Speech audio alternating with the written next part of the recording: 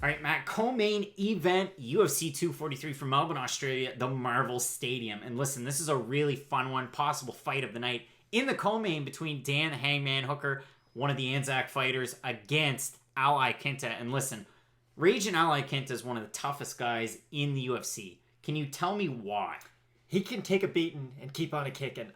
We saw in his last fight against Cowboy Cerrone, he got dropped 2 or 3 times in that fight with front kicks, big heavy shots. He just keeps on going. There's absolutely no quit in Iaquinta. We saw that in the Khabib fight as well. But with Dan Hooker, you can see the exact same thing about him. I mean, Edson Barboza hit him with the kitchen sink and more, and Dan Hooker still wanted to keep on going, but eventually the accumulation of body shots was just too much. And then that's one of those spots where you have to worry, what's he going to look like in his next fight? Well, and he takes on a guy in James Vick, and I mean, and just James domination. Vick, yeah, James Vick, you can say what you want about him because he is sort of chinny, but just as a skill set, James Vick poses many people a lot of really, big problems. So to see Dan Hooker come back in that fight and just kind of starch James Vick, it was really impressive to see. And now we kind of have that same question about Iaquinta. He was in a fight he didn't do very well in. He got his ass kicked. But now, this kind of is chance for redemption. And neither one of these guys, it's not really setting you up for a title shot or a title eliminator, but it kind of gets you back on track. Because Dan Hooker hasn't had a big win yet in the lightweight division, and Iaquinta is a really big name that everyone knows. And you look at a guy like Dan Hooker, he's really big for the division. I know it says he's only 6 feet tall, but he's going to have 5 inches of reach and 2.5 inches of leg reach on Iaquinta. And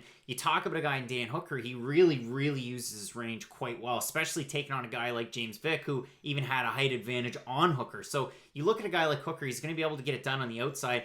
I've been critical of Iaquinta in the past. Yes, he's got 2 wins over Kevin Lee. It was a great win that he had in the main event not that long ago. But a guy like that, he's more of a pure boxer, kind of a defensive type of guy. And as far as his fight's concerned, Matt, we're kind of running out of time. Yeah. Hooker's a minus 165 favorite. Iaquinta playing the dog here at about a plus 145 to 120. Where are you taking him? So I've been going back and forth on this fight because I do think Iaquinta has enough power to knock out Dan Hooker. But just when I think about everything together and the trouble that Iaquinta had with a rangier fighter in his last one, I do think Dan Hooker's going to win this fight by decision. I'm going to be taking Dan Hooker as well, especially close to home, but really looking forward to this fight. It should be a good one. Fight.